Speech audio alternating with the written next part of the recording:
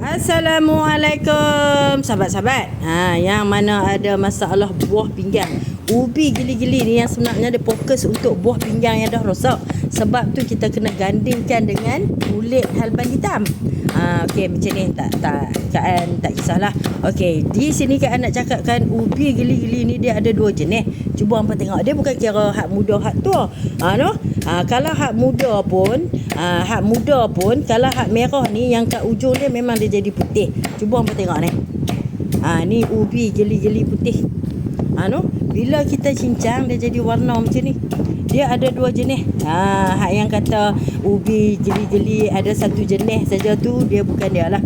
Kita ikut. Kita ni dah 10 tahun dah. Pokok ubi geli-geli ni yang sebenarnya hak merah ni dia kebanyakan atas darat. Ni. Hak merah ni kebanyakan atas darat, yang hijau ni yang sebenarnya dalam payah. Dia yang berkualiti, rahsia. Penyangok banyak apa? Pasti ori baru beli. Ni pasti ori baru beli.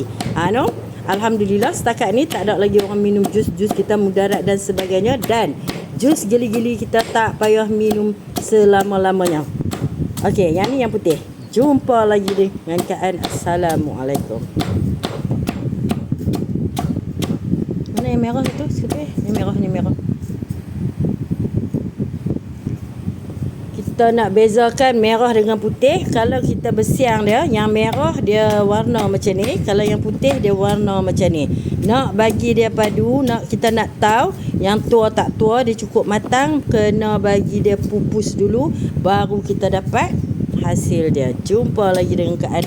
Assalamualaikum.